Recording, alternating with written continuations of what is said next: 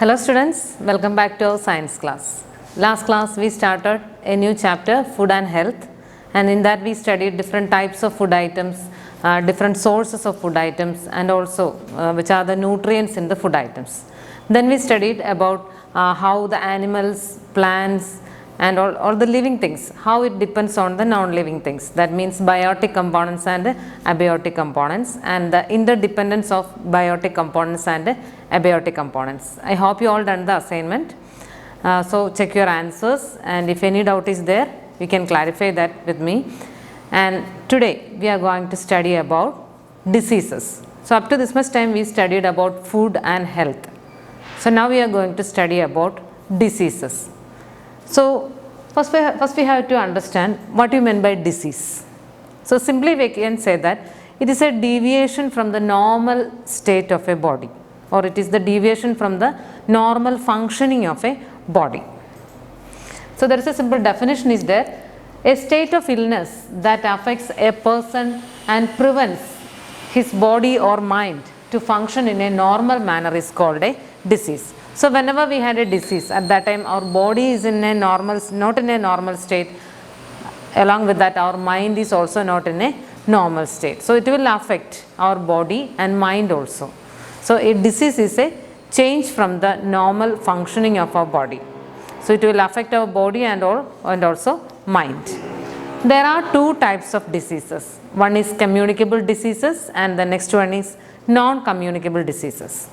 So first one we can check. So first one is communicable diseases, and it have another name also, infectious diseases.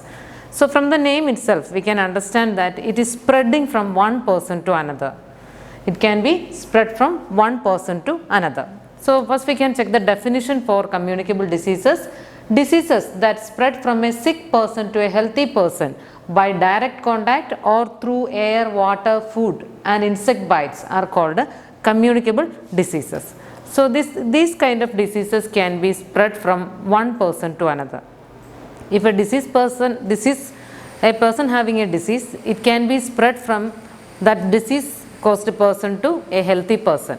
So there are different ways for communication. That means there are different ways for the spreading of diseases. So it can be through direct contact, it can be through air, water, food and insect bite. So these are the different ways of spreading diseases from a person to a healthy person. So first we can check which are the diseases that can be spread from through direct contact, Examples are measles, chickenpox, ringworm. So if this is only an example, many other diseases are also there. So these diseases mainly spreading from that person having this kind of diseases to a healthy person through direct contact. That means if we are using that person's towel, clothes or such things, at that time these diseases will spread. Next is through air, cold, fever, flu, tuberculosis, etc. These kind of diseases can be spread through air. So when that person having illness, when they are coughing or sneezing, at that time these germs will be mixed with the air, and if a healthy person also inhale this air, at that time they can be caught by the same kind of diseases. Then next is mosquito bite.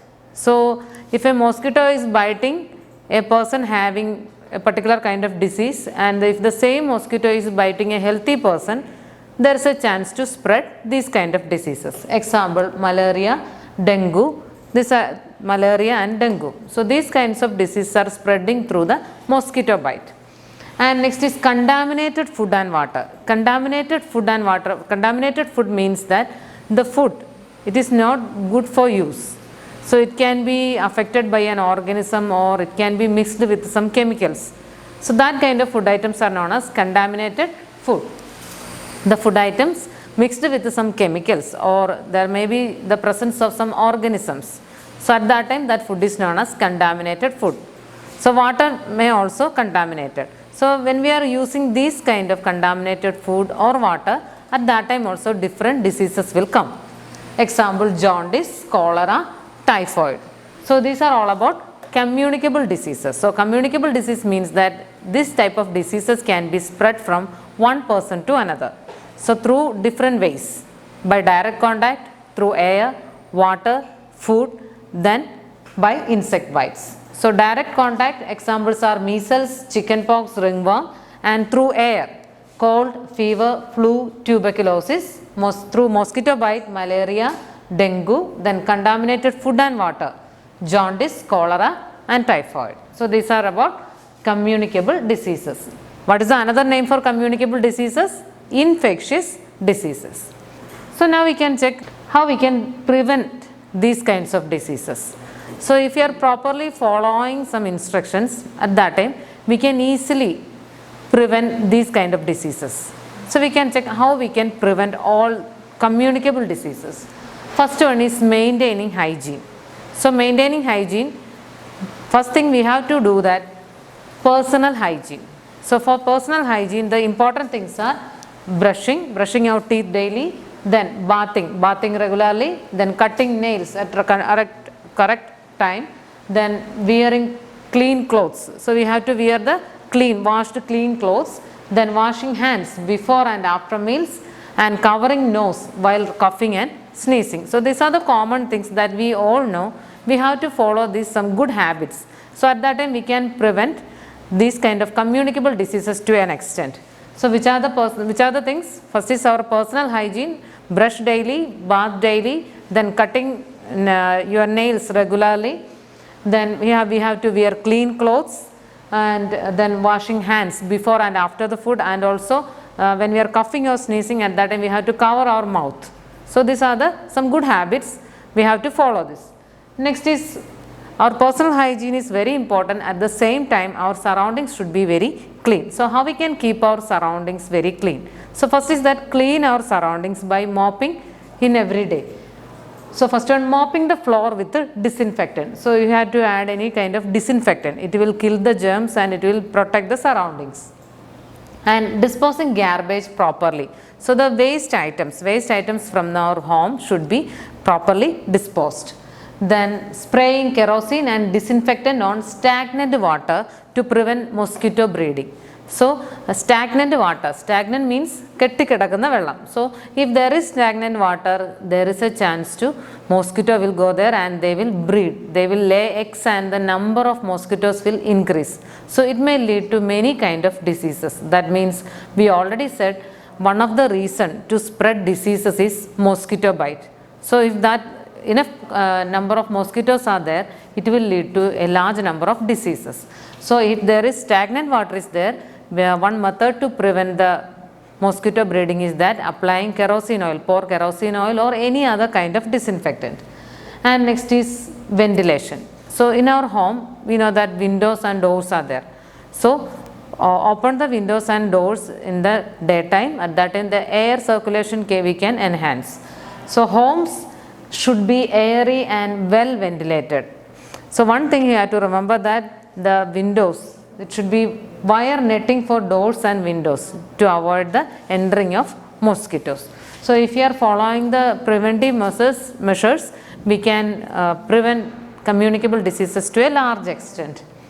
Then another thing is that vaccination. So for different types of diseases, to prevent that disease, vaccination is there. So it may be in the injection form or it may be in the oral drops form.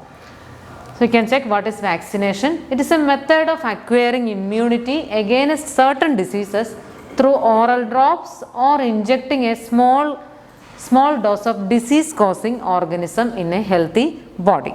So if you are vaccination, it means that we have to take, it will be given in the form of drops, oral drops or in the injection form. So at that time these kind of vaccinations, that medicine that contains the disease causing germs. If you are taking a vaccination for a particular disease, the dose of vaccination contains a small amount of that disease causing organism, and that disease causing organism is not active in that state. It may be weakened or killed. That organism may be weakened or killed. Weakened means it is not active, and the small amount of that dose will be given to our body, At that time, our body itself will produce protective cells against these disease causing germs, and in the future if we are affecting any kind of such diseases, at that time the preventive cell can understand, will recognize that germs, and they can destroy that germs very successfully. So the vaccination is a method of acquiring immunity against certain diseases through oral drops or injecting a small dose of disease causing organisms in a healthy body. So these organisms, that means that vaccination containing disease causing organisms in a small amount, these organisms are either killed or weakened to avoid the infection. Weakened means it is not active state. The body produces protective cells to destroy these weakened organisms. In the future, when the same organism enter the body, these protective cells recognize it and destroy them. So there are different types of diseases are there that can be prevented by using proper vaccinations at proper time. So examples are polio, chickenpox, cholera, typhoid, etc. Then we must also take a balanced diet also. So if you are following a balanced diet containing all the food items in a correct amount, so at that time all the nutrients in a correct amount, at that time also we can prevent many kinds of diseases. And along with the food item, we have to follow exercise, and also we have to take rest also. So all the things are very essential for our body to prevent many communicable disease. One thing is that personal hygiene, and our surroundings should be clean, and ventilation in our home is very essential. And next thing is we have to take vaccinations for certain kind of diseases at correct time, and we have to follow a proper diet, and regular exercise and rest is very essential for our body. So if you are following all these things, we can prevent the communicable diseases to a large extent. And next kind of disease is non-communicable diseases. Another name is deficiency diseases. So we studied communicable diseases. It means that it can be spread from a diseased person to a healthy person. Then what may be non-communicable disease? It cannot spread, it is not spreading disease. It is a deficiency disease. That means when we are taking food, if any kind of nutrients is very less in amount, at that time it can affect our body. So at that time they may lead to different types of diseases. So these kinds of diseases are known as non-communicable diseases or deficiency diseases. So we can check one table is here.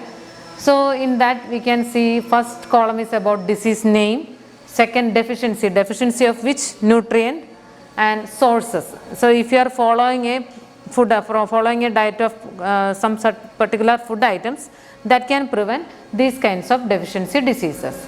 Deficiency diseases caused due to the lack of nutrients.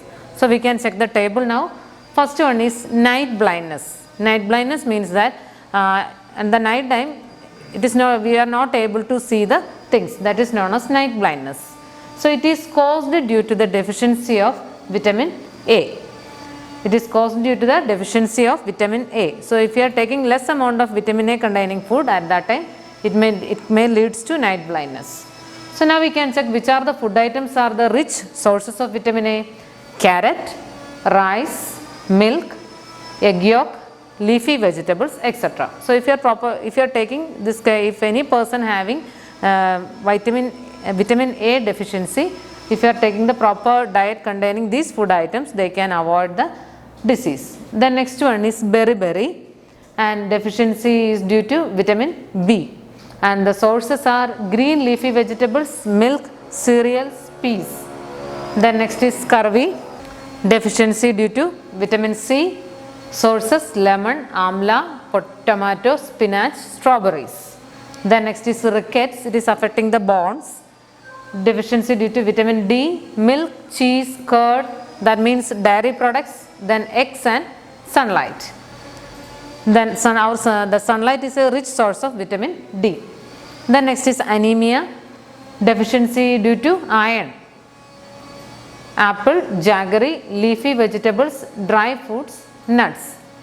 Then goiter, the deficiency is due to iodine. So the sources are iodized salt, seafood like fish and prawns. Then osteoporosis, deficiency due to calcium, milk, cheese, green leafy vegetables are the sources. So these are very important. You have to study that diseases, the deficiencies due to which vitamin or which mineral, and the sources of these vitamins and minerals. So today we studied diseases. So disease means that it is a state in which there is a change in the normal state of a body, normal functioning of a body.